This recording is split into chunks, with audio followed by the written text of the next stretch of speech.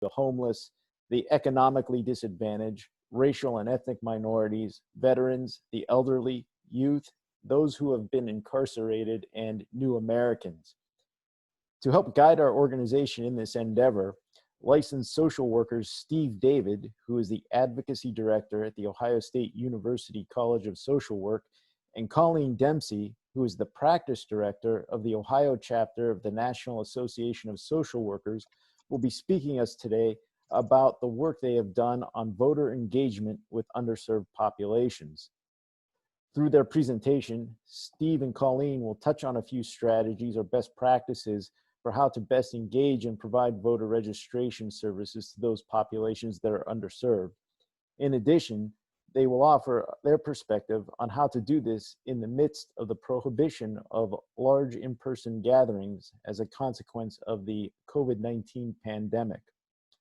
Before I hand things off to Steve and Colleen, to supplement what they addressed here today, the Metro League has created a series of voter information sheets with fast facts about voting rights for those that are new Americans, those that have been incarcerated, youth, and those that are homeless. There's also information on why voting is important, options for casting your vote, and provisional voting. All of these voter information sheets are free and available to be downloaded. I will be typing in the link to our website where you can get these sheets. I would encourage you to download them so that you can brush up on your voting knowledge and also to pass out at voter registration drives. So check the chat box for the link to these voter information sheets. I will type that in here momentarily. With that said, then I hand it off to Steve and Colleen. Thank you both so much for being with us here today. Awesome. Thanks so much, Brian and Elizabeth, for hosting us today. As I said, my name is Steve David, he, him, his, and I am the Advocacy Director for the Ohio State University College of Social Work. I'll let my colleague Colleen Dempsey introduce herself, and then I'll kind of do a quick overview of what we're going to talk about today. Sounds good. Yeah. Can you hear me okay? I'm colleague Colleen Dempsey, she, her pronouns. Happy to be here today, proud social worker. I see some social worker names on the list. Thrilled to see those names. And yeah, I work for the National Association of Social Workers. So that's a big part of my framework, but I think it applies to lots of folks around voting. So take it away, Steve. Awesome. Well, so we're super glad to have you all on Zoom with us today. So by my count, I believe that this is actually this is the fourth reschedule of this event. Brian had approached us many months back, and this was originally going to be an in-person event held at the Whetstone Library back in April, I believe. So here we are in the beginning of June.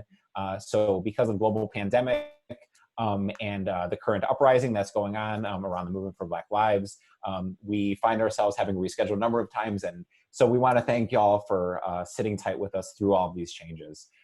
And glad that you're, still find this an important thing to invest your Sunday afternoon in.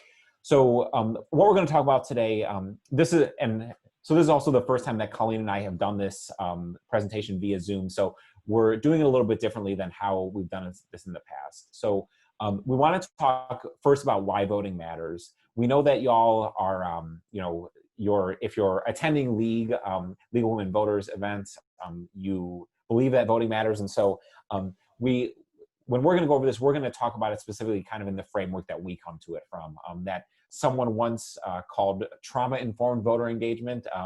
And that label has kind of stuck with me since that it was first applied to this, but kind of give you the take from our perspective on why this is important and maybe inform how you're going to engage your work as well. Then we'll talk about your role in voter engagement. So some of the skills that we can use to be effective when dealing with populations, specifically interacting with communities that we ourselves are not from, and then go over some voter engagement tools and get a little bit more into the details of interacting with some of these populations that Brian mentioned. So folks experiencing homelessness, people that are transgender, youth, and people who have criminal convictions. So really hopefully giving us some skills to do some of this outreach that we talked about at the beginning. So the one other thing that I want to say before I hand it over to Colleen to kind of do a check-in with us is that Colleen and I are not digital communications experts. So while we will talk a bit about how to engage in the digital space, or or to do some of this virtual engagement, there are people who invest their entire professional lives in how to do effective social media outreach, and how to best reach people through digital and new media. And we are not those people. We are social workers. Much of our work, for our entire professional lives was about this interpersonal interaction. But that said, while we may not be social media experts, that a lot of these principles about how to relate to people do still apply online. And a lot of the skills that we're going to talk to, I think, can actually be transferred over into what, perhaps your latest Facebook post comments feed is like. So all of us we are approaching this from a space where all of us are learning what our work looks like for this election cycle, given the restrictions around the COVID era. So we hope that that we can have and that this can be an opportunity for us to brainstorm together some new and effective ways to be engaging people. So with that, I'll hand it over to Ms. Dempsey to do a quick check-in. Excellent. So, if any of you train, it's always helpful to know who's in the room. So we'd love if you can use your chat to just start to share a few words, maybe a sentence about what brings you to this work, what brings you to this moment. That would really help us in tailoring our anecdotes and reading the room. And I'll got the chat pulled up. I can tell you just super briefly what brings me to this work. Started in direct practice social work. So in terms of trying to support people in their emotional health, I was working specifically in addictions, just recognizing that civic engagement can be such a healing and important part of growth and identity building, and can be such a healthy factor for people in their lives, and that there's all sorts of systemic barriers to this. So that was some of my initial introduction to this particular framework in terms of voting being a social work issue. Some of the other things that I'm seeing, wanting to make a huge turnout in 2020, trying to figure out how to adapt when door-to-door was what you were planning to do. Just making sure the right to vote gets to everybody, recognizing that it doesn't inherently get there. Working with youth, 18 to 30 in particular. Focus on congressional campaigns, focus on people of color and voter suppression.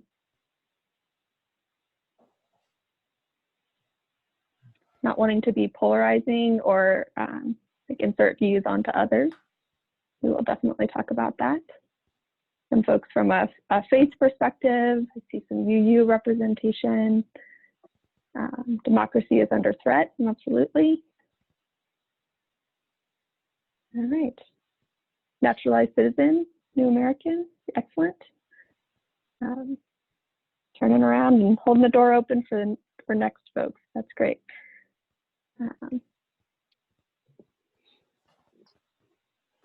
Ensuring access. Excellent. Well, thank you. Feel free to keep adding that. It will help us. We'll keep skimming them as we can. I think my next, Elizabeth, if you want to get ready for the poll, our next intention is that we want to read the room and see levels of agreement with this statement. So before I say more, if you can just read the graphic here. It says if you don't vote, you can't complain. Maybe some of you have seen this before. Maybe some of you have posted this before. And we want to talk about that. So Elizabeth, if you could cue that up. Thank you. It should have popped up on your screen.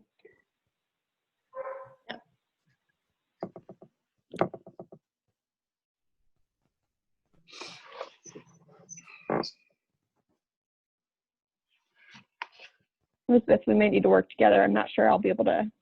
Oh, I see it. I'll tell you. It It looks like, okay, we're gonna give everyone 5 more seconds on the poll. So 55% of people said yes, they agree. 43% said no, they don't agree. Oh, split group. That's an interesting one. Yeah. Yeah. Can you see So that? Steve, thank you. Okay. Yeah. So Steve and I start off with this kind of intending to be provocative. We don't agree with this as a sentiment, as a framework for doing voter engagement. Our whole intention is to support folks, again, from that kind of trauma-informed and anti-oppressive lens of recognizing that we all don't have a level playing field when it comes to voting, and that to approach voter engagement with the same kind of level of kind of like judgment, frankly, and bias about people who don't vote. I love voting, and I, absolutely have not missed an election. But I hope that we can support everyone here and and make the case to have a different kind of tone when we're talking about voter engagement. I think right now is a really interesting time to be having this conversation too. You've probably also seen another graphic of famous quote from Martin Luther King is like, riot is the language of the unheard, and we're in this moment of uprising and protest. Riot potentially, though all of those words have their meaning and lots of context. But I think that we have to validate that there's been a lack of being heard, right? And that communities are speaking out in outrage and in justified outrage. And another thing that I've seen recently is kind of like, why would you be out protesting when you can vote in November? Well, I think there's a lot more to it than that, and we hope to make that case.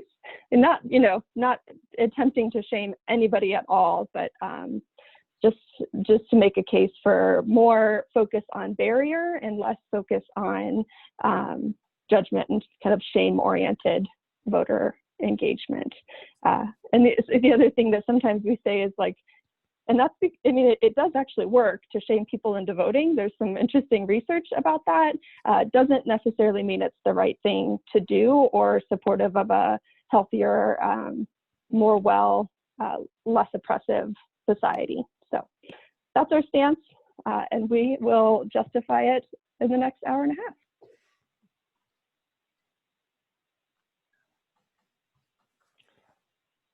And this is what I was just sharing. I forgot that we put our cheat slide in here. Again, just, seeking to understand and really hear people's reason, recognizing that there's a whole lot of folks that are not feeling heard and have a lot of really valid reasons for not feeling heard, particularly right now. All right. Thank you.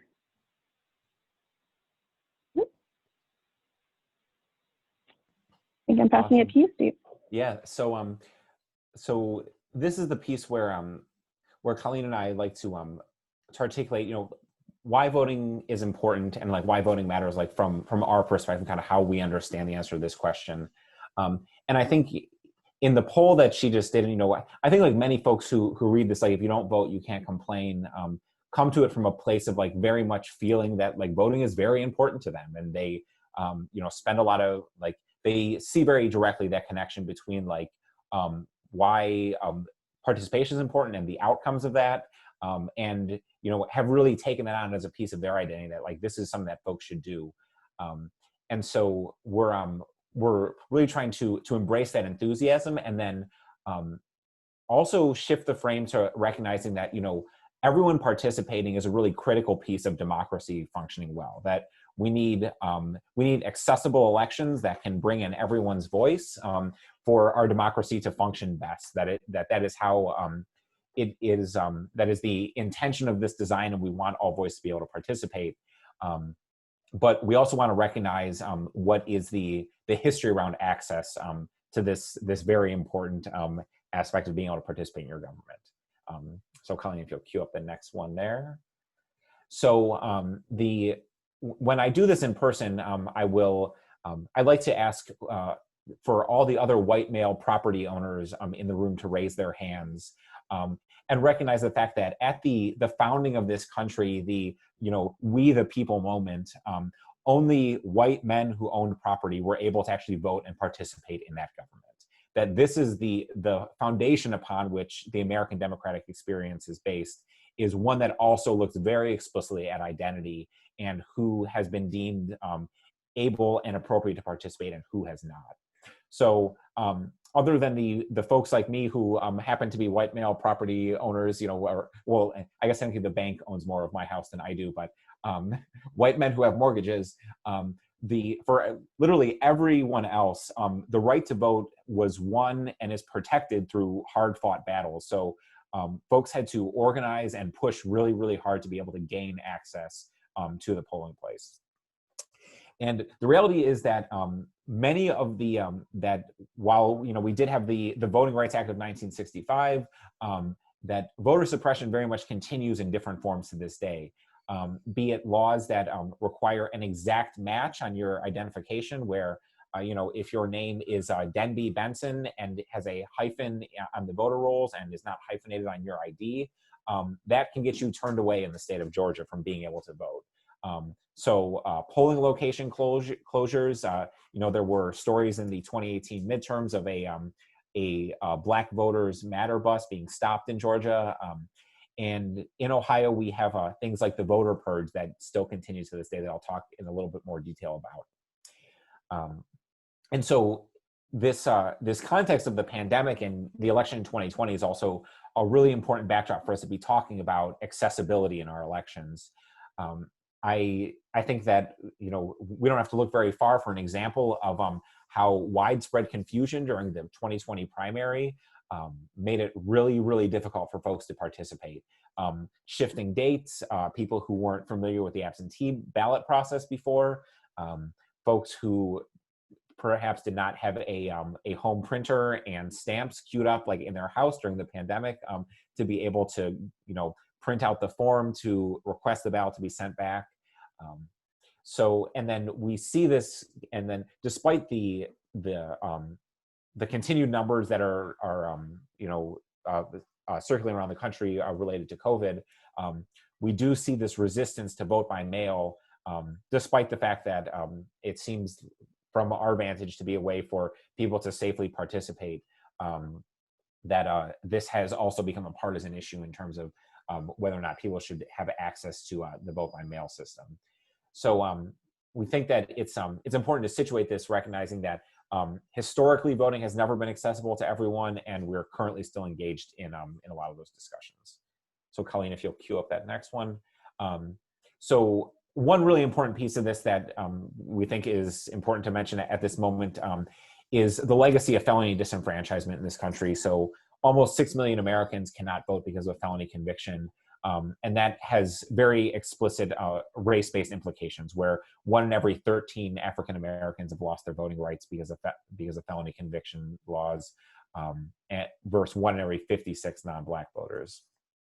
So I'm hoping that because y'all are plugged in with the league in some form, you know this already, but if you take nothing else from our presentation today, know that people in Ohio who have felony convictions can vote in this state as long as they are not currently incarcerated.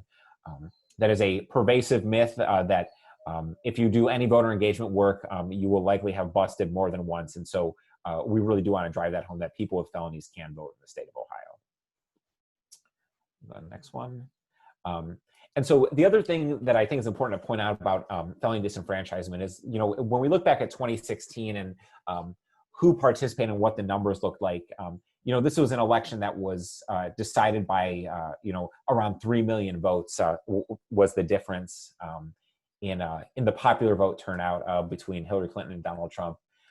So that's about a 1% difference, and a full 2% of the population in this country cannot vote because of felony convictions.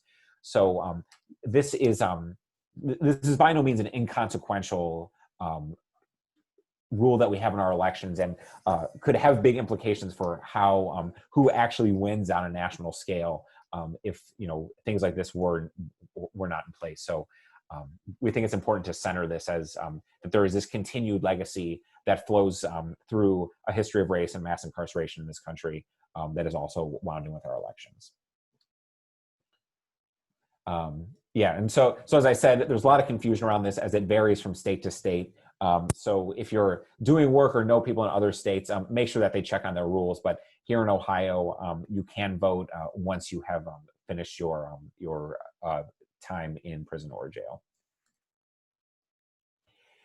And so the other thing that I want to touch on is Ohio's voter purge. So this is something that was I feel like has dropped out of the news while we've had other things going on. But is this process in Ohio where if you have essentially not voted in the past 6 years, your voter registration can be canceled by the Secretary of State.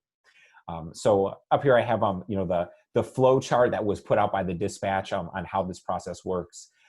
But I think it's really important to point out that this has disparate implications based on age and based on your political party as well. So the largest group of voters who were purged were young people, so ages 25 to 34.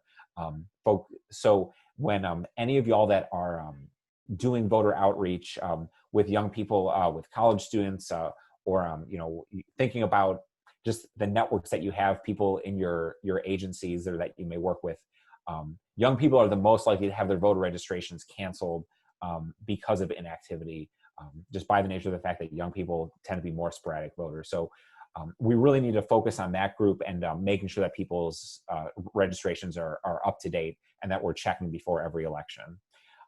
The other thing that's I think is important to point out is that twice as many Democratic voters as Republicans were purged through Ohio's supplemental process.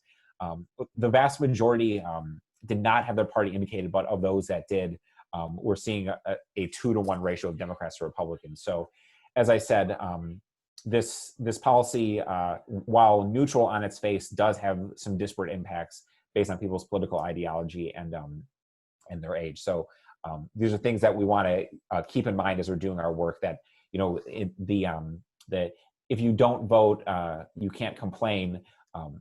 Really doing some of that shift in our mind that if you can't vote, you should be complaining, because there are lots of powers at play that are trying to potentially block your access there.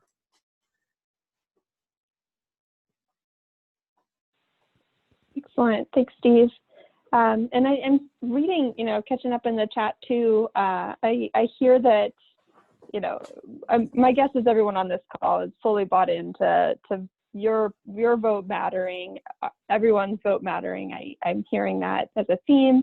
The next couple slides are some more points to just kind of keep in your pocket as you're having conversations, and we will talk more about ways to have conversations that we think are more productive, less oppressive, and more trauma-informed.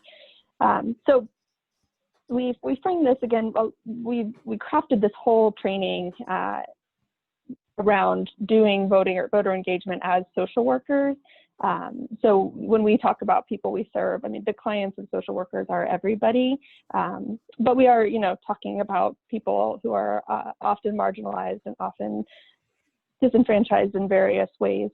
So we like to remember these thoughts. Lots of social workers work in the mental health field, so sometimes we're drawing this connection with this first point of being politically active actually does increase a sense of individual satisfaction, helping people feel connected to their community, perhaps connected to their future, and it can increase life satisfaction. So we do try to pitch voter engagement as a mental health intervention in a way. And, given that we should all be supporting each other's emotional well-being, that can be something that you could let folks know about.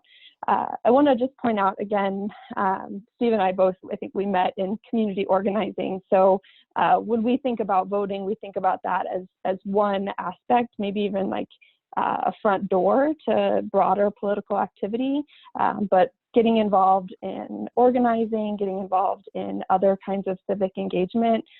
Certainly voting happens, or civic engagement happens more than just twice a year, right? So attending your block watch, attending the community meetings, things like that. And again, I love the optimism of everyone voting twice a year also. That's right. Well, yeah. So, and you know, the other point, and we'll get to this in the next slide, is that more people voting is connected to a broader, better, like, public health outcomes too. So a couple of points, again, just to keep in your pocket, is part of the persuasion that you might be engaging in and that you can share with folks. Voter engagement, where it's all about kind of creating a voting bloc that is much more representational of the broader eligible voting community, right? So we're talking low-income folks who would traditionally have, or it seems to have a lower voter turnout. But when those folks turn out, when they're engaged appropriately, we see greater spending on healthcare. You know, it makes sense. The people who are then elected work for the people. They're studying who turns out, and so they're going to work and create policies and support policies to maintain that voting bloc. So greater spending on healthcare, higher minimum wages. This graph on the right here is a really fascinating graph. It's just it's not even public perception or like popularity of an increased minimum wage. It's just graphing the actual minimum wage by state correlated with voter turnout, and more representational voter turnout leads to higher minimum wages. So that's very real dollars in the pockets of the folks that that we serve and that we're concerned about if more people turn out. Welfare, you know, particularly when we're talking about state and local, we're talking about the social safety net, which is often kind of picked apart by policies and made more and more restrictive in ways that it's hard for the average person to follow and understand. But that happens much less when we have a more representational voter turnout. Yeah, so some things to keep in your pocket. And I think we're going to send out this PowerPoint later. Is that right, Elizabeth? So you can have access to these resources too and read the source articles. And you know, one thing, oh, sorry, go ahead with this slide, Colleen. Patience, Steve, patience, Steve. Yeah, no, this is, you know, just more of the same kinds of points. But these were opinion polls for registered versus non-registered voters, and just shows the discrepancy. So sometimes some of the slides that we've actually cut out here are about kind of the actual stats around about not getting too caught up in partisan politics, but really focusing on people who were never registered and never engaged in the voting process to begin with. So we really need to better understand, you know, why and who these folks are. And this gray bar on the right of each section demonstrates some of the opinions of those of the non-registered group. So more support for government provided free community college. The more support for, you know, broader government aid. Just, you know, we're thinking along the lines of like progressive policies here, right? More support for a higher minimum wage. Generally, these would be the policies that we would start to see enacted if more people who are not currently registered began to vote, because this is the general opinion of those folks. So, you want to take it away, Steve? Yeah. So the one thing that the comment that I wanted to lift up, you know, while Colleen was going through all these things about, you know, kind of just the general benefits of voting, Caitlin said during the check-in how, you know, people in her community like only want you to vote if you're going to vote a certain way. And this is something that we've actually like gotten pushback from in other workshops, of that, like when we're talking about voter engagement with people, like we're not talking about getting folks to vote a certain way. And I know like this is the league's bread and butter, right? Is like being nonpartisan. But I did just want to emphasize that point, is like all of this stuff that Colleen talked about is like not about mobilizing a base like one way or another. It's not about like seeing who are the likely voters in one party. These are simply like benefits that occur to people when they participate. And so to echo what I was saying earlier about, you know, democracy functioning best when everyone is involved, there's real data that like democracy like functions best, that it's beneficial for you as an individual person to be involved with democracy, and then for your community as well, that we see healthier policies and that people do better when they participate. So really just wanted to thank Caitlin for that comment and just lift that up again, is that you know, this is setting aside like whatever our personal ideas are and just getting people plugged into the process, because the process itself is an important thing, and we see better outcomes when people engage with it. So, you know, because based on this highly, highly convincing case that, you know, we've laid out for you now about why voting is so important, but we do know that a lot of people don't, that participation is not what we want it to be, that it is lower than you know, comparable you know, global North nations. So I'd be curious if folks could type in the chat a couple answers to this question about why people don't. So, you know, think about different folks in your life, you know, your family members, coworkers, clients, you know, if you work kind of in the health and human service space. So what are some things that keep people away from the polls?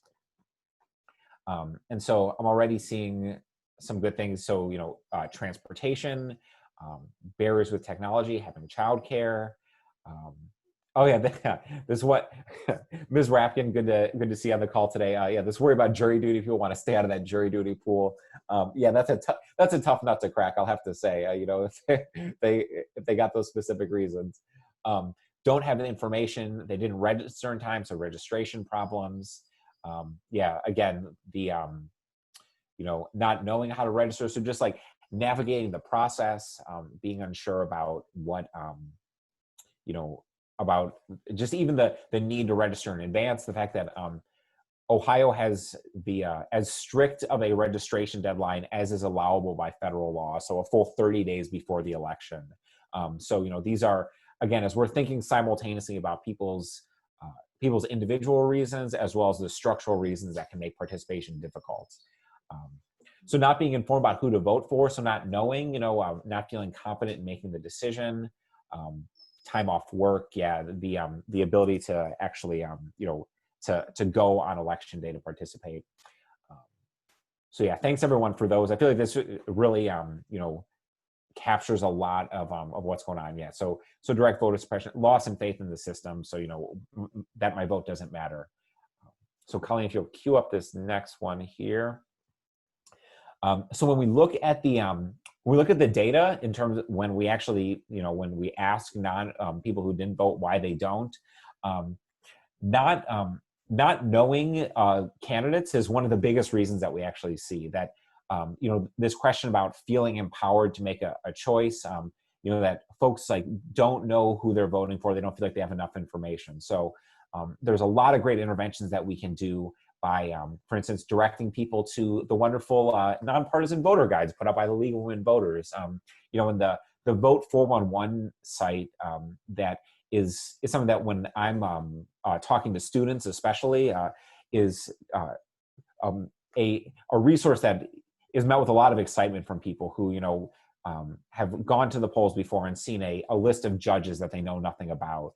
So really handy resources like vote411.org, where people can look up and find out what's on their ballot so they can make that informed decision. It's something that can make people more likely to participate. This other one about, you know, feeling that their vote doesn't make a difference is the second most popular reason that we hear for why people don't participate.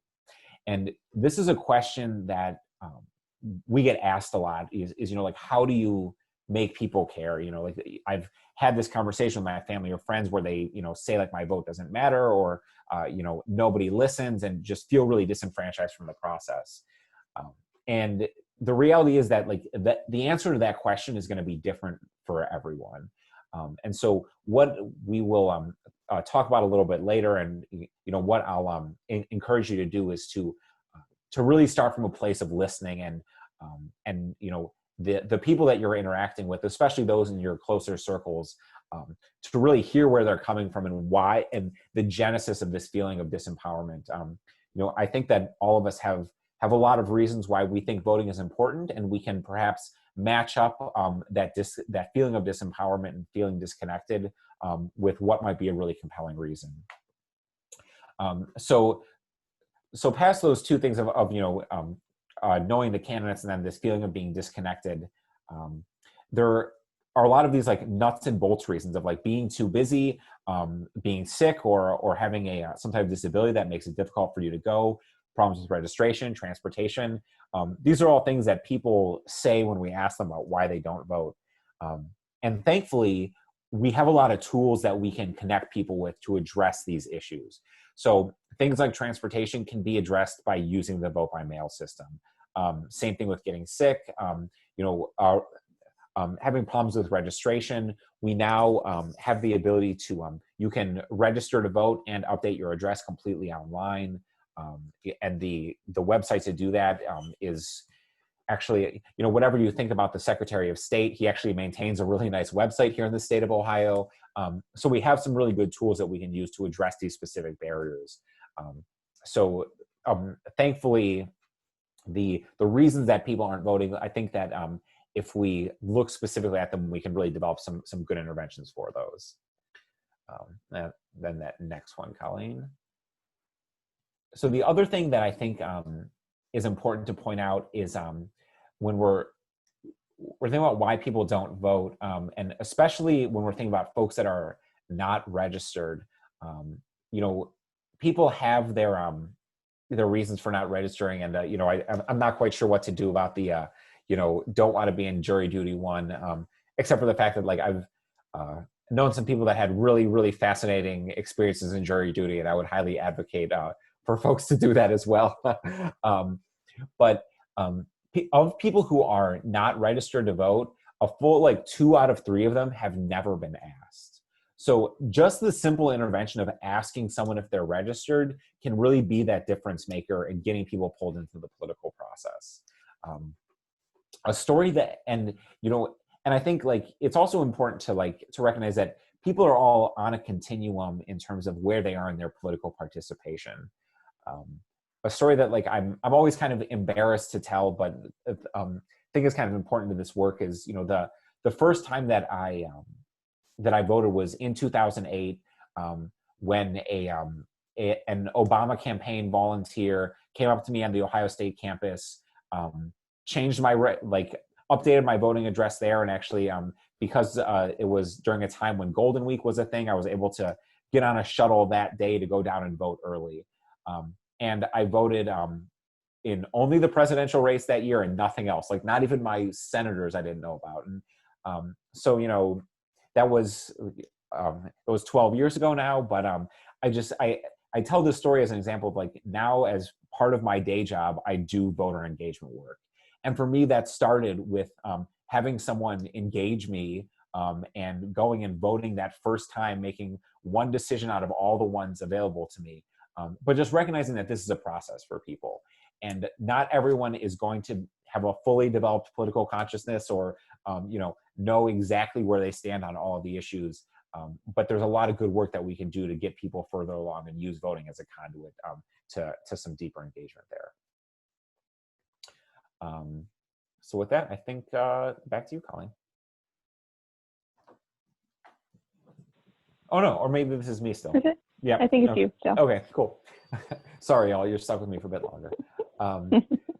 So when we talk about your role in voter engagement, we recognize that people are coming to this training from a couple of different advantages. Some of you are, longtime League of Women Voters volunteers. Some of you might just be getting involved with the league, and some of you may have jobs where you're dealing directly with people and can do this work more easily, and can really incorporate it into part of what your organization does. So As Colleen said, we often do this work from the perspective of social workers and people that are in the health and human service field.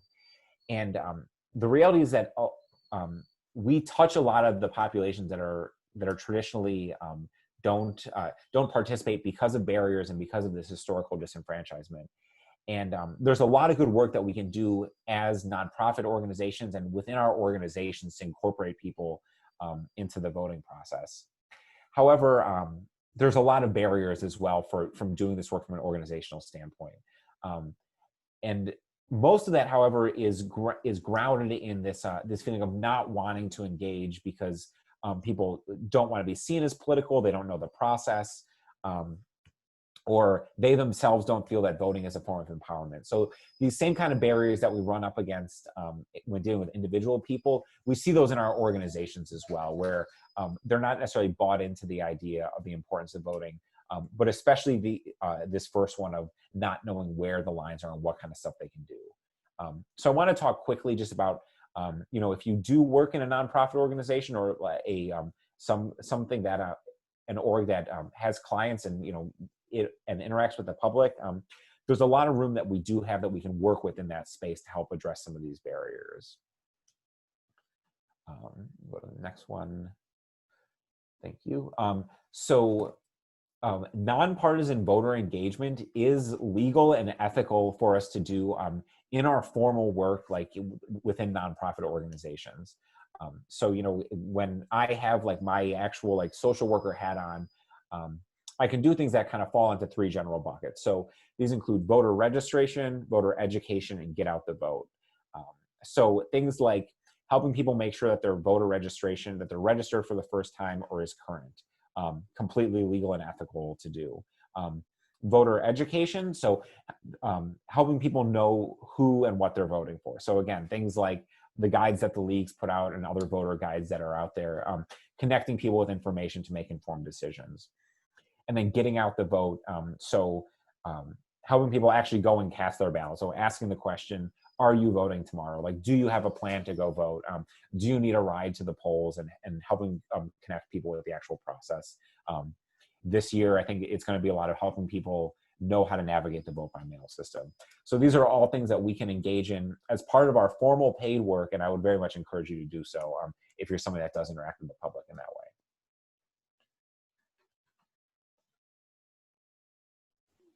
So there are also some really important boundaries that we have to make sure that we're aware of, both from a legal and ethical standpoint.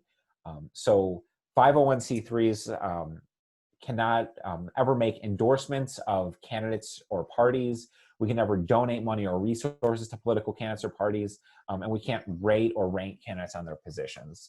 So basically, as long as, if we think about it in terms of, we want people to vote, we don't ever want to tell people how to vote, both from the perspective of, because that steps over a legal line if we're doing, specific partisan advocacy, but also from the fact that if we're doing this work in our organizations, there's usually power dynamics involved, and we always want to be cognizant of that when helping people engage with the political process, that we're not pushing our views on other folks. And it's important to note that in some settings, offering voter registration is required by law. The 1993 National Voter Registration Act mandates that any organization that is signing people up for public benefits, so things like SNAP or WIC or Medicaid or TANF, that they must be provided the opportunity to register when signing up for those federal programs. So, if you've ever seen a Medicaid application, the last page of that application is a voter registration form. So you may in fact be mandated to be offering people this conversation, but many folks, because they're so busy and caseloads and just the way that your day goes, if it's an optional form, that form is going in the bin. But so we would really encourage you to take advantage of those opportunities if they're available to you.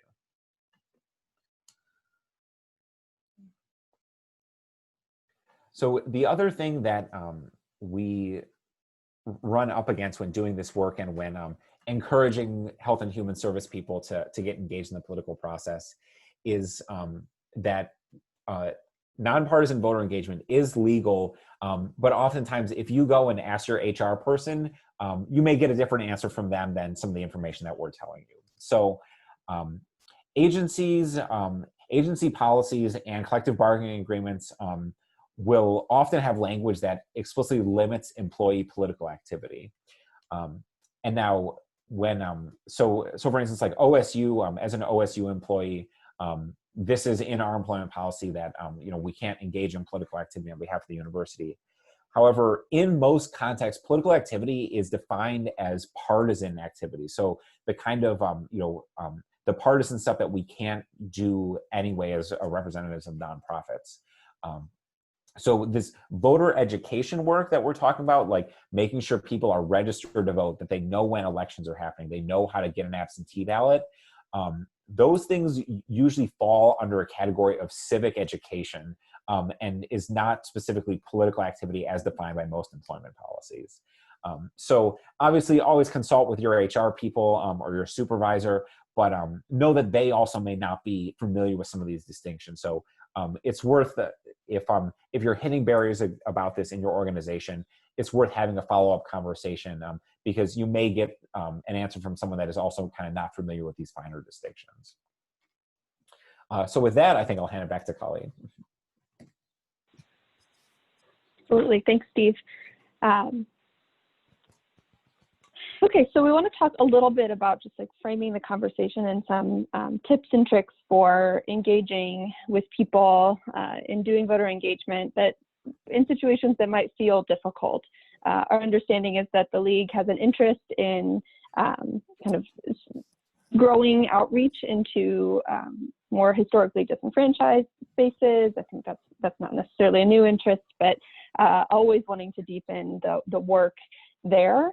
And recognizing that the dynamics of doing voter engagement work is that you might be talking to someone who really comes from there might be vast cultural differences, there might be kind of almost a different language that you're speaking, and these can just kind of inherently create a difficulty in engaging. So first things first, we want to just encourage everybody to like take a deep breath.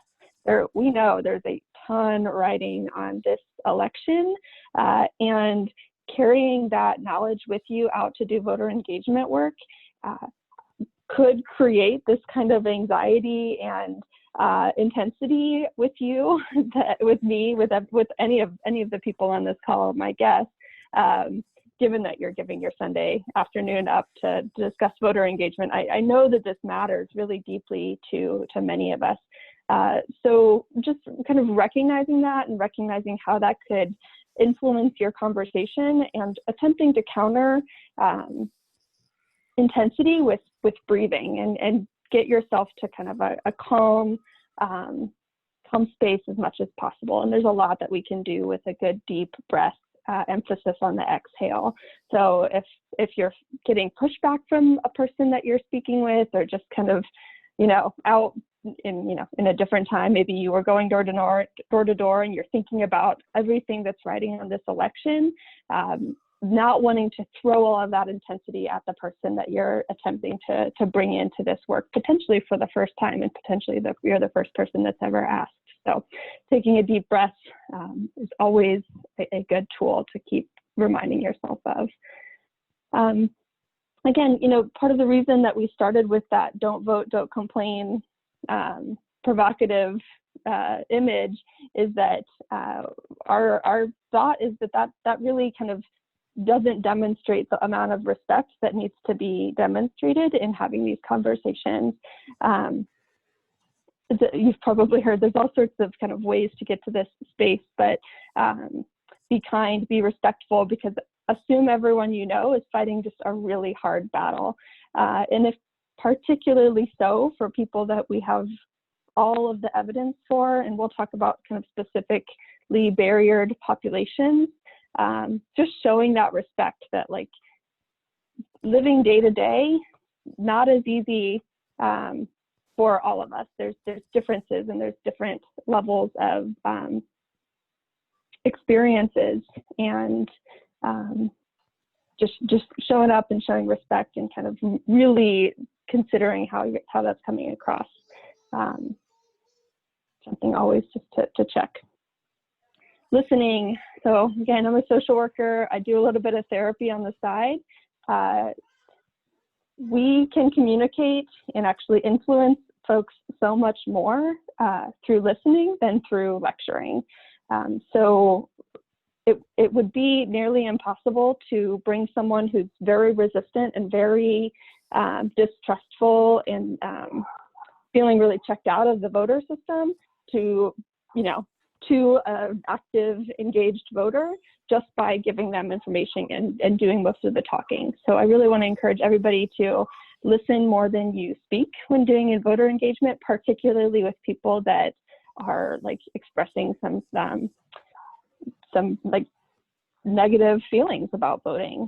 We want to listen for those themes, and we already, these are barriers that we know. We saw what you put in the chat. These aren't unfamiliar barriers. We know the reasons that people typically will say, and we want to listen for those and then have kind of responses for that, but not jump to the response without validating what you're hearing from the person. So good active listening skills is a really important tool in voter engagement. Choice, I'm all about choice. And I think, again, this was like unbeknownst to Steve and I, labeled a trauma-informed voter training, and trauma-informed care. There's a whole depth of knowledge and skill sets in that, and I don't want to minimize that. But one thing that can be taken from a trauma-informed lens that I think we should just apply really broadly is choice. And we want to amplify choice in every engagement that we have with every human being, because so many of us just don't even recognize that we have choices in any given situation. So there's different ways that can look. But if someone's saying, "Phew, I just feel really overwhelmed, like I know, I really care about the presidential election, but I don't know what to do. I don't feel like I have any options to actually make it to the polls." Try to work with them to identify what choices they have. In some of the ways, sometimes that requires some really directed thinking. Like, does if a lack of childcare is the reason that someone shares that they can't go to the polls, had they ever considered that you can bring your kids to the polls? Like, having that conversation and the assumptions that we make about something being a static reason for not being able to do X, Y, or Z, kind of challenging that softly and appropriately, and saying, maybe you have more choice in this situation, and how can we amplify everyone's given, choices in any given situation? The other very tangible way that this looks is, if you can't make it on November 3rd, can I help you kind of plan for a mail-in ballot or vote early? There's choices built into this system that sometimes it's just about letting people know about those choices. Redirecting, if you're in a situation and you're just recognizing that it's not going down a path, or we've all, I've certainly had the people when I'm going door to door, whether it's on a specific campaign or just broader voter engagement, who's just really looking to argue with you. Redirecting to your purpose for showing up that day, trying not to get caught up into or taken down the rabbit hole with the person, and redirecting to purpose, redirecting to barriers, things like that. And asking for help, ask for help from the resources that were shared earlier. Always good to not feel so individually responsible that we can't be reaching out for resources. There's all sorts of good ones out there. So with that, I want to hear, our guess is that if you've had a meaningful, positive voter engagement in the past, that you've used some of these strategies, and we'd love to hear some of them. So if you can, maybe if it can be boiled down to a sentence or two, start to put these in the chat. Have you convinced a reluctant voter? Have you dispelled a myth? Have just a particularly meaningful conversation that sticks out to you? I think we've got a couple minutes for this.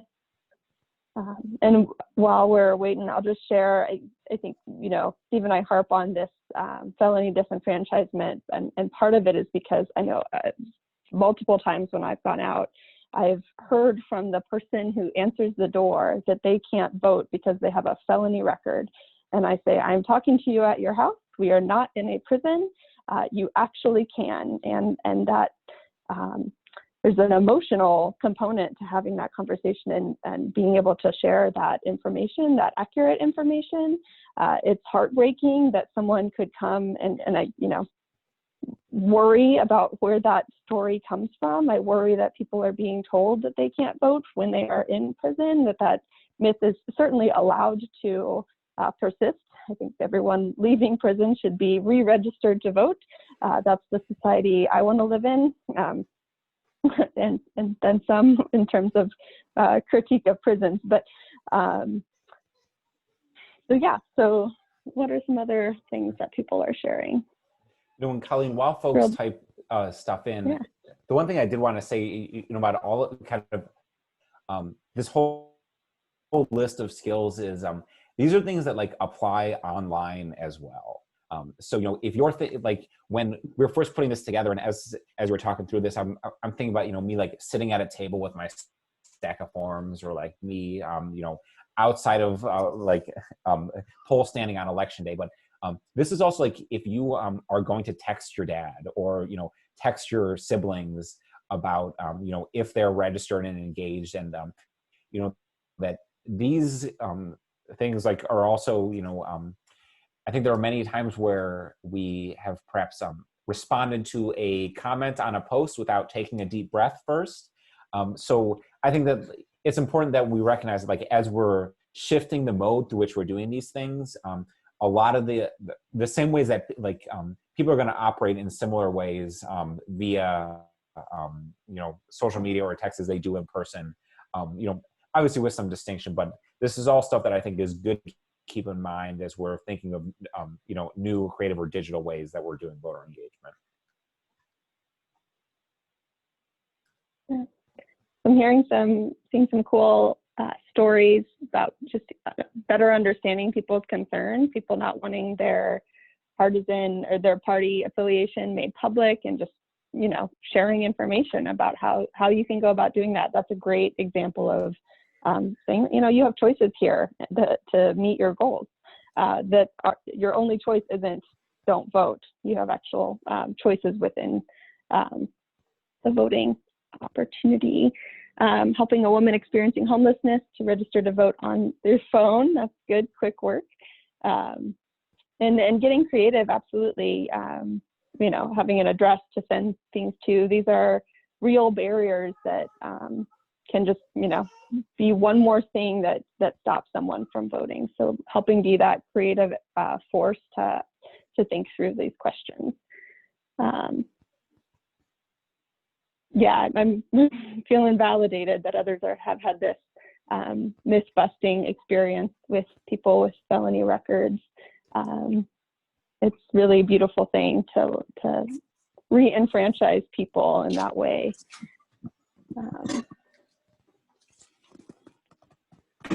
That's a really good story. A young woman whose door I knocked on told me that voting didn't matter and she wasn't going to do it. I pointed to the house next door and said the yard sign in front of the house said it mattered to her neighbor, and she hadn't thought about it that way. That's a really, really creative thinking. I like that.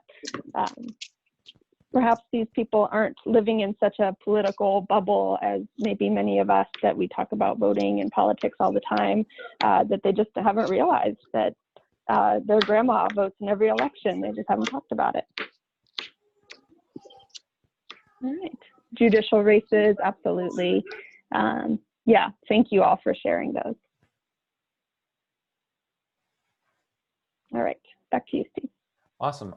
So I'm gonna just speak real briefly about some of the tools that we like for people to be aware of when they're doing this work. I think that this is stuff that y'all probably know if you've ever done stuff with the League before.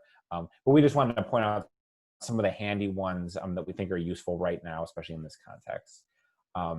So the go-to one that I think can address like a lot of the questions you run up against, and is really handy to use both, if you're if you're doing things in person as well as like on a mobile device, is voteohio.gov.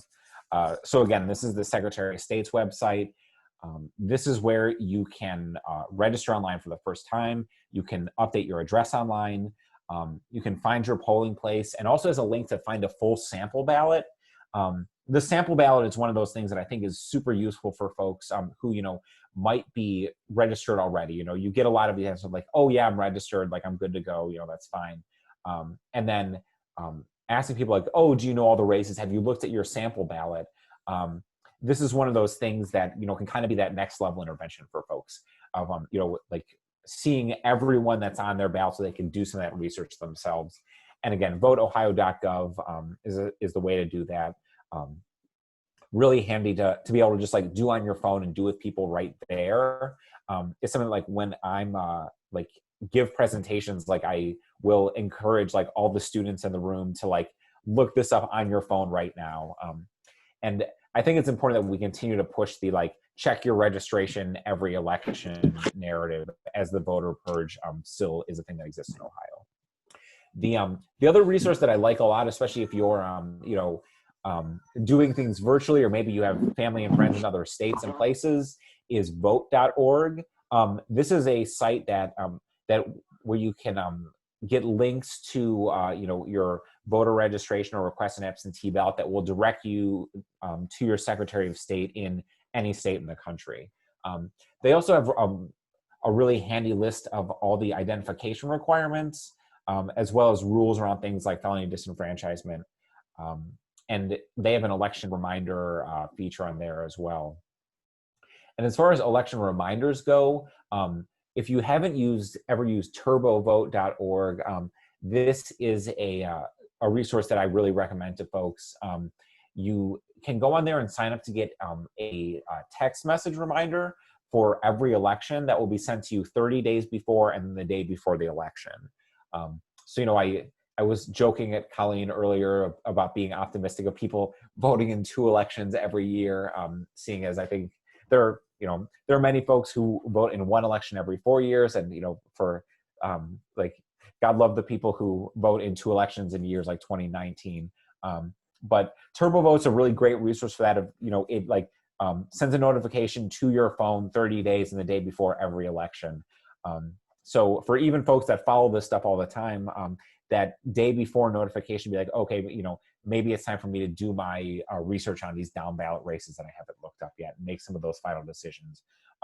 Really handy resource to connect people to that can keep them plugged in with the process. And there's a really easy thing to share, you know, with the folks at your office, or to just put that that address in a text message to your family and friends, and to do some of that outreach there. So I think that's it for the tools piece. Excellent. Thanks, Ann. I saw a really great tip in here that we should incorporate into future training, Steve, if we can steal it. But the reminder about name changes as well as addresses, marriages and divorces. Yeah, I think we should all start, you know, reminding in our little, you know, perhaps a sympathy card or a congratulations card when our friends get married, that they should remember to update their voter registration.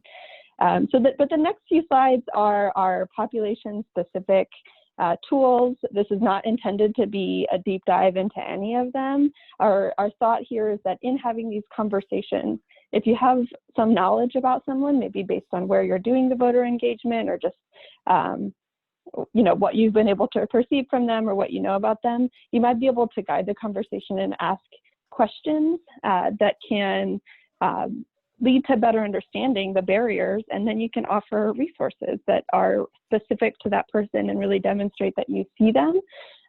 So we'll just run through these, and then we're getting toward the end, so we'll have time for questions. So our first is disability voting rights.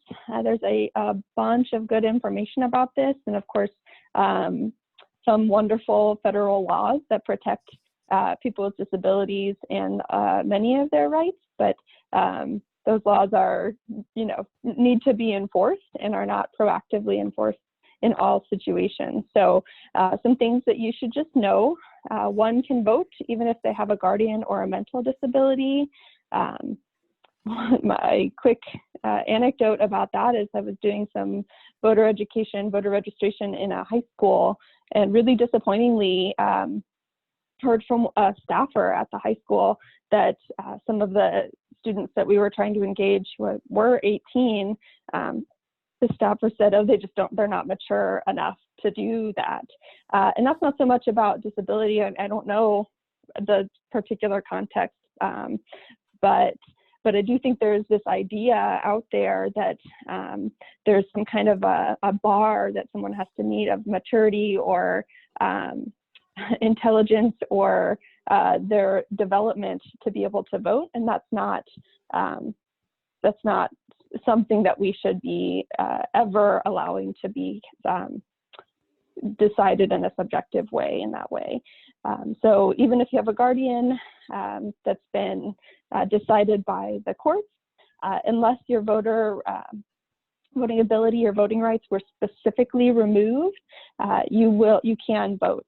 So that would have to be a really specific removal in the guardianship process. You can vote by mail if you live in a nursing home, hospital, or other facility. We saw this, it came to a real point this year as our nursing homes were facing tragedies in the COVID-19 response. And part of that was moving actually the elections out of the nursing homes or other kind of facilities that were easily accessible to people in that kind of congregate setting. So there's a lot of scrambling from people in the disability rights community to make sure that these folks who counted on walking downstairs and voting, that they were still able to vote, even though their situation was being locked down for their health. No one should have to choose between their health and their right to vote.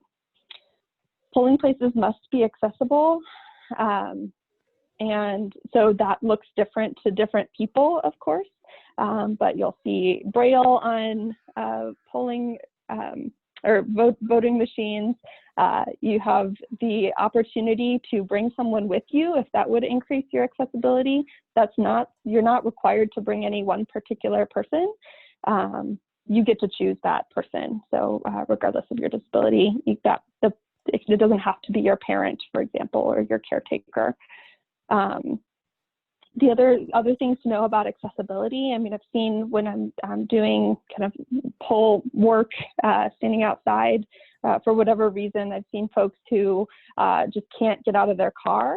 The poll workers can bring the ability to vote out to your car, so curbside voting. And actually, there's absolutely situations when they will, and they're required to bring the voting capacity to you if you're, say, hospitalized and unable to leave to get to the polls.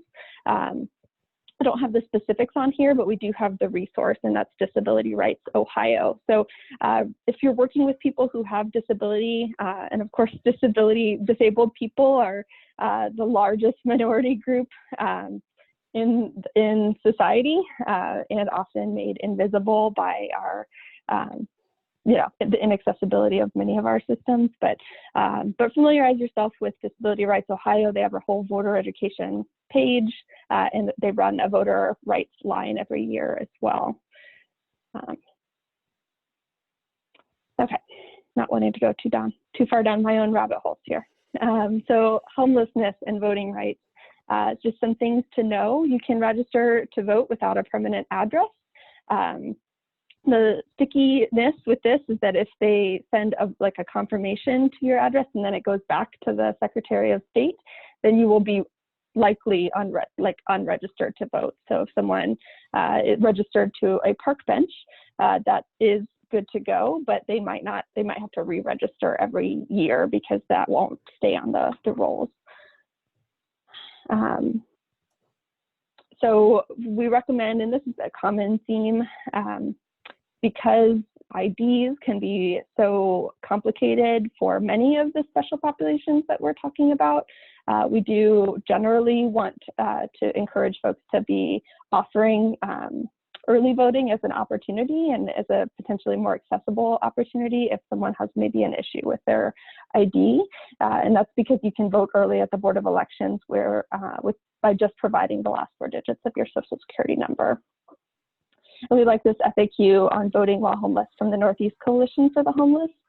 So that's a good resource too. There might be other ones.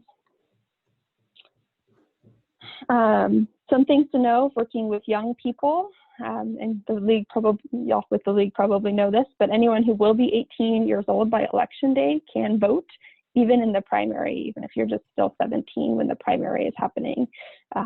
So that's one thing that you can just be proactively asking about. Say if you're doing voter education, voter registration in high school, you'd want to know that and help people understand that. Transgender and gender nonconforming voters. So just because of a lack of education and knowledge of the intricacies of IDs and also a lack of cultural competency from poll workers, transgender and GNC Ohioans might face additional barriers.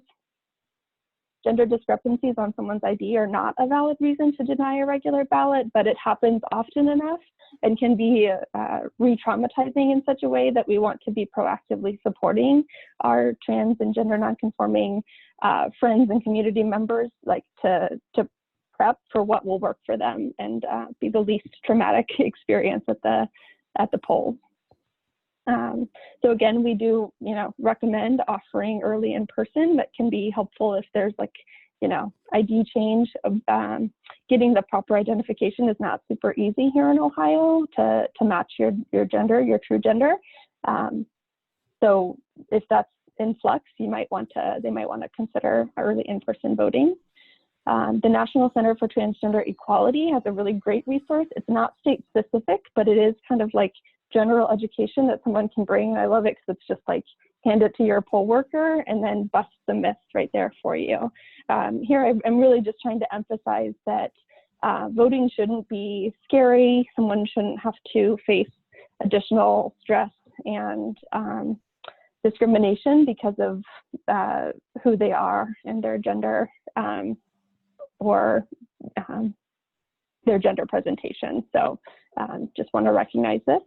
I didn't point this out before, but down here at the bottom, these are some general, like a phone number that you'd want to have saved in your phone so you can share it. You probably know about these things. 866-R-VOTE for concerns, particularly day of, and then calling the local Board of Elections. That can be a really helpful way to support the person you're trying to engage and maybe get registered. And finally, voting rights for immigrants. Our intention here is just to mostly uplift that if you are working in communities where there might be people who are undocumented and you're going around asking for names and asking people to sign your form and are you registered to vote, it's all more, and I should say, if you're working in this community, like we all should assume that we could be working with someone who might be undocumented, right? So if we are really pushy or not kind of like doing good listening, being an active listener, we might end up taking a voter registration from someone who is not able to vote, and that could have some seriously harsh consequences for that person. So we want to just be really intentional and thoughtful and not push anybody who doesn't want to sign up. Sometimes, and I'm guilty too, we'll just like sign the thing to get away from the person and move on with your day, right? And we don't want to be the person who's put someone in that situation. All right. And here we are again. We just think this is so important. People with criminal convictions and folks on the line, I think, seem to know this already. So if you are awaiting your sentencing, or if you're serving time for a misdemeanor, you can still vote. It doesn't mean it's easy or that there's a whole lot of incentive from the people who work in the prisons or jails to make it easy. I'm guessing there's people on here that maybe already are engaging and using maybe the jail voting toolkit from the ACLU. That's really important, great work to do. I saw the question earlier about, do probation officers let people know about their voter registration? I would not assume that they have. Disappointingly so. That should be how our system works, but it's not. And you do have to re-register after being released from prison if you were temporarily disenfranchised from serving time for a felony. So. All right. Cool. So just a couple final things about digital engagement before we kind of open it up for any final questions. So again, Colleen and I are not digital communications experts, but this advice I think still does apply that we've talked about through this entire time. So one thing that I would say about engaging through digital formats is to start where you already have some connections. So if you want to reach out to youth and all the kids are on TikTok, but you don't have a TikTok, like probably not like step number one for you to like build out your digital voter engagement game. I would really encourage you to like look at the networks you already have, the channels where you're most active, like what feels like a place where you could do an intervention and start there. So the all staff email, I feel like is a great tool that a lot of us have at our disposal that we've never considered as a way to do voter engagement. So, starting those conversations where you are and then expanding out from there. There's also, there are cool opportunities going on right now to plug in with things like text messaging campaigns or phone calling campaigns that you may have not participated in the past, but again, this is a great time for us to kind of step out of our comfort zones and look at other opportunities that folks are engaging in right now.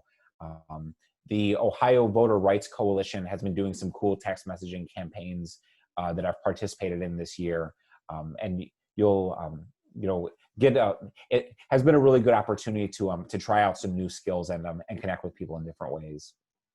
The other thing that I do think is really important right now is for all of us to set a good example of media literacy. So if you have not, started to become a critical consumer of your media up to this point, I really encourage you to, there's a lot of great resources out there about, ways to do, your basic fact check and kind of become a good consumer of things that you're seeing online, especially as dates and things are changing all the time. And just in the age of very intentional misinformation campaigns, this is a really important thing that we can do, is make ourselves a trusted source for information amongst people who are already in our networks. So making sure that when you're finding things in your social feed, that you are sharing good information and that you are being a block against bad information going around is something really important for us to do, and a skill that we can all develop.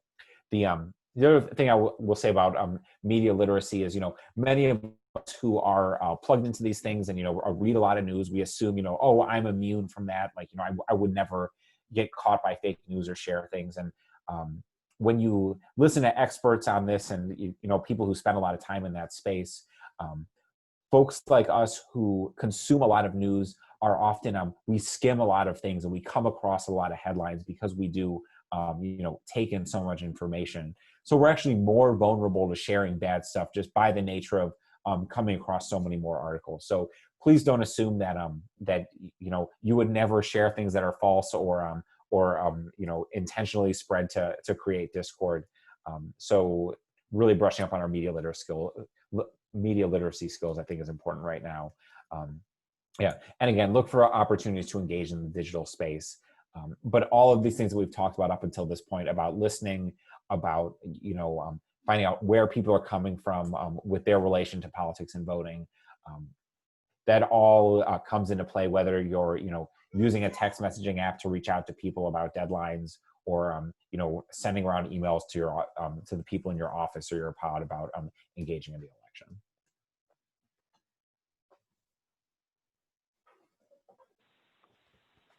Yeah, so wrapping up here, we just include this in every time we present this information. Here's the important election dates as far as we know, recognizing that much of this feels like it's in flux more than it would usually be given the global pandemic in particular. So I know this is the audience that already has access to the information. And here's our key takeaways. You can always ask people if they're registered on the clock, off the clock, recognizing that your boss might not know that, but it is not partisan politics to ask people if they're registered or could use help registering or checking their registration. Leading to number 2, keep checking that your registration is up to date and encouraging the people in your network to do so as well. Remember that voter engagement creates better outcomes, both in the grand scheme of things, that if more people vote, we have better outcomes for all of us, but also internally, and that moving from a non-voter to a voter can lead to positive emotional health benefits. And of course, people with felonies can vote in Ohio, and screen that from every rooftop you have access to as much as possible. It's just really important. Here's our contact info. And so we've got, 5 more minutes. I think we can take questions if there are questions.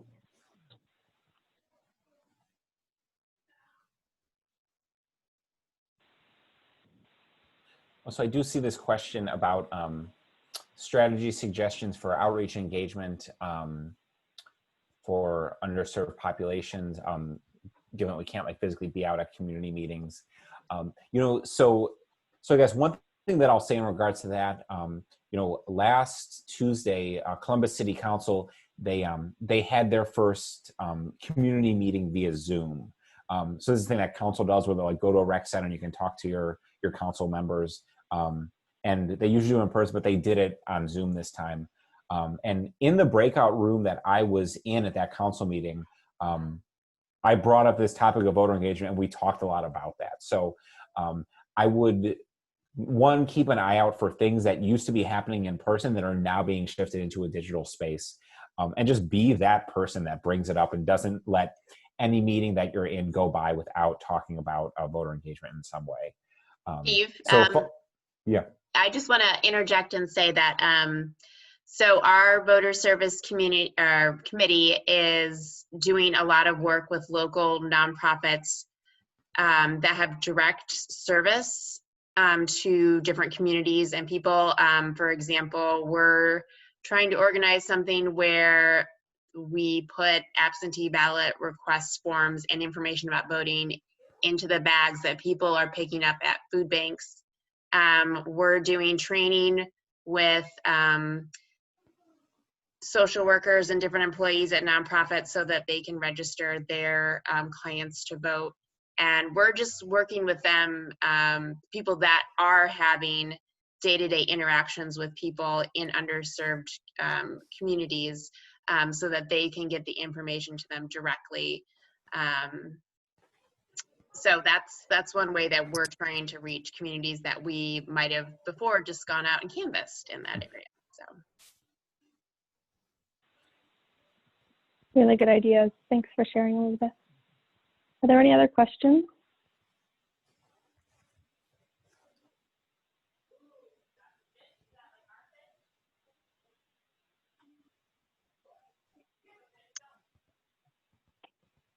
I have to say, on my windowsill, there is an ant currently carrying a fly, and I'm a big believer in metaphor and finding meaning in things, and it's just this little tiny thing carrying this big thing comparatively, and I don't know, maybe we end on that just one individual has a lot more power than we sometimes give ourselves credit for, and be like this little ant. Colleen, I think that's beautiful, and a beautiful note to end on. I really appreciate that today. Appreciate you, Elizabeth and Brian, for having us. we have so much gratitude for the opportunity to do this work, and to have this conversation with y'all. And thanks to all of you for taking the time and being on this. And may we all carry these big things on forward through our days. There you go. Yeah, email us out, with others. I'll be sending out a follow-up email with the link to the recording and the PowerPoint, and then a few other links to some other resources that we have. We at the League are happy to hear any ideas people have for voter outreach in Franklin County to different communities. So if you've got an idea, feel free to email me, and we can make it work. We're a grassroots organization, so that's where we get our ideas.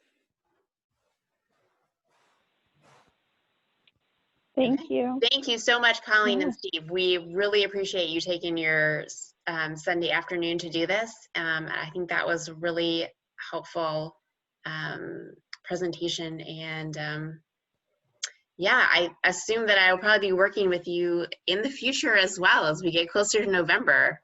We may do another training in like September or something when things are a little clearer about what exactly a November vote is going to look like. So I think we'd love to do it. Okay, great. Yep. Okay, thanks everyone. Thank you so much. Thank you all. Thank you. Bye.